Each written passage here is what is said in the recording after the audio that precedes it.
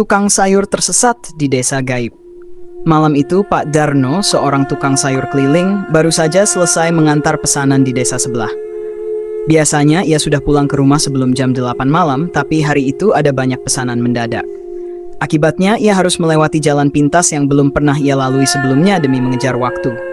Jalan itu gelap dan hanya diterangi lampu sepeda motor tuanya. Pohon-pohon besar di sepanjang jalan tampak menyeramkan. Namun, Pak Darno mencoba tetap tenang. Ia berpikir, semakin cepat sampai rumah, semakin cepat bisa istirahat. Sekitar 15 menit menyusuri jalan itu, tiba-tiba ia melihat sebuah perkampungan di depan. Anehnya, kampung itu tidak pernah ia dengar atau lihat sebelumnya. Apa ini desa baru? Gumamnya sambil memperlambat laju motornya. Pak Darno memutuskan berhenti sejenak untuk bertanya arah kepada seorang pria tua yang duduk di depan sebuah warung kecil. Permisi, Pak. Apa benar ini jalan menuju Kampung Karang? Tanya Pak Darno. Pria tua itu hanya tersenyum, lalu menunjuk ke arah perkampungan. Silakan masuk, nanti ada yang bantu tunjukkan jalan. Jawabnya dengan suara pelan. Pak Darno merasa ragu, tetapi memutuskan mengikuti saran pria itu. Saat memasuki kampung, suasana terasa aneh. Rumah-rumahnya sederhana, tapi tampak terlalu sunyi untuk sebuah perkampungan. Tidak ada suara anak-anak bermain atau orang-orang mengobrol di luar rumah. Tiba-tiba seorang wanita muda muncul dari salah satu rumah. Bapak tukang sayur ya? Mari mampir dulu, saya mau beli, katanya dengan senyum ramah. Karena merasa tidak enak menolak, Pak Darno berhenti dan mengeluarkan sayur-sayuran dari keranjang motornya. Wanita itu memilih beberapa sayur dan menyerahkan uang. Tapi saat Pak Darno menerima uang itu, ia merasa sesuatu yang dingin menyentuh tangannya. Ketika ia melihat uang tersebut, betapa terkejutnya ia. Uang itu ternyata daun kering. Pak Darno segera mengangkat wajahnya untuk menanyakan hal itu kepada wanita tadi. Namun, wanita itu sudah menghilang. Di sekitarnya, perkampungan yang tadi terlihat biasa, kini berubah. Rumah-rumahnya tampak reyot, seperti sudah puluhan tahun ditinggalkan. Ia merasakan bulu kuduknya berdiri.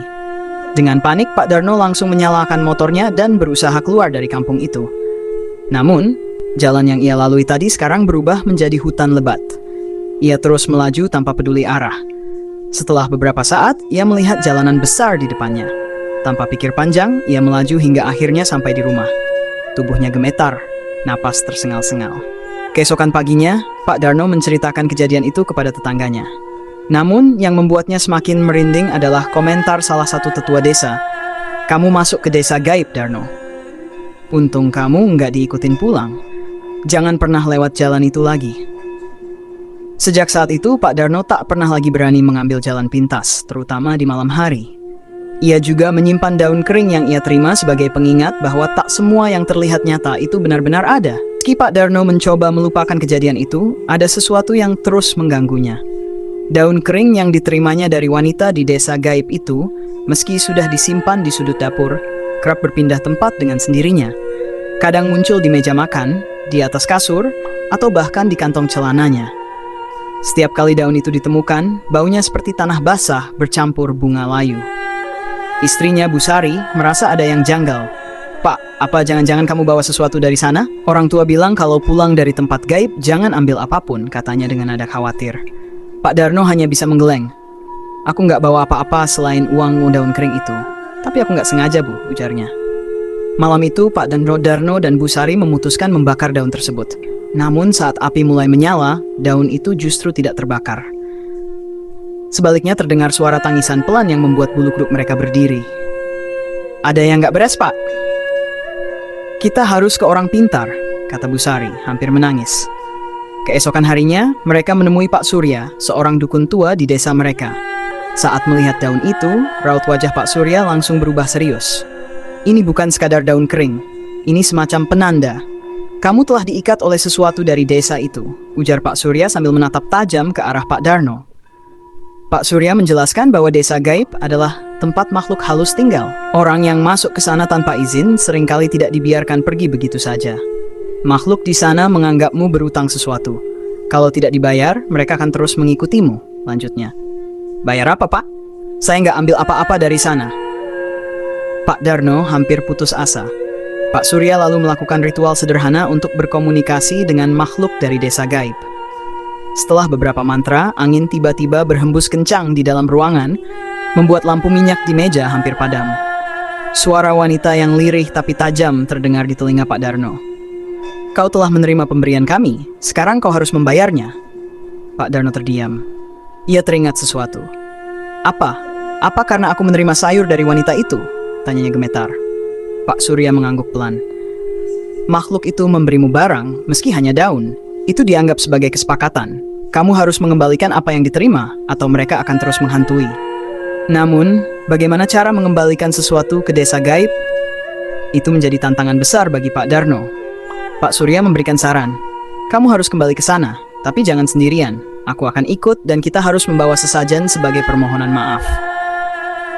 Malam harinya dengan hati-hati, mereka berdua pergi ke jalan pintas tempat Pak Darno pertama kali bertemu desa gaib. Pak Surya membawa sesajen berupa kembang 7 rupa, ayam hitam dan dupa. Begitu memasuki jalan itu, kabut tebal menyelimuti mereka. Desa gaib muncul kembali, kali ini dengan suasana yang lebih menyeramkan. Tidak ada satu orang pun terlihat, hanya suara-suara aneh yang terdengar dari kejauhan.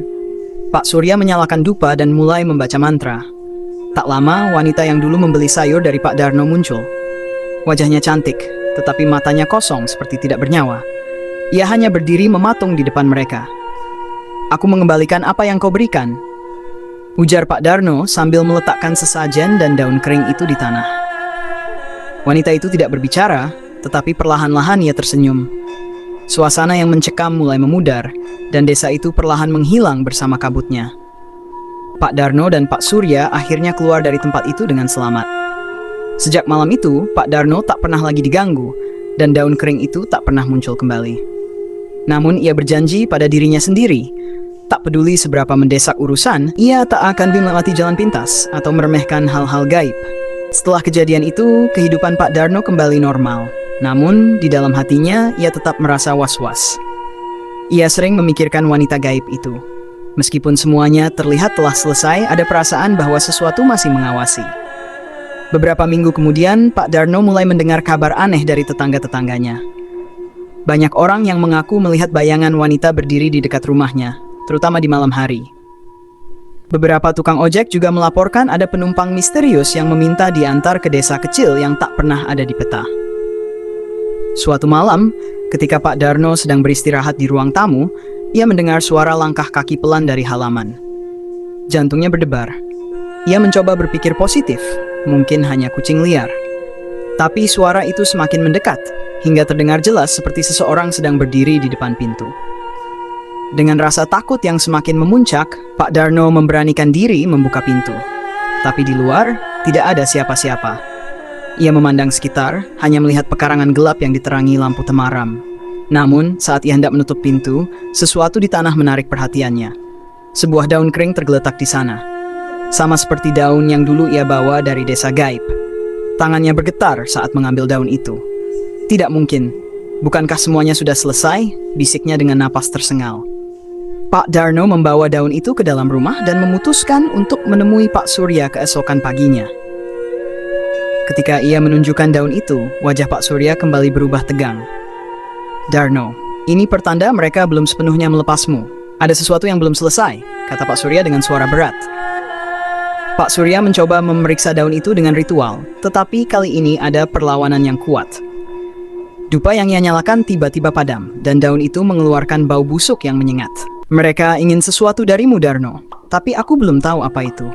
Pak Surya meminta waktu untuk mencari tahu lebih dalam.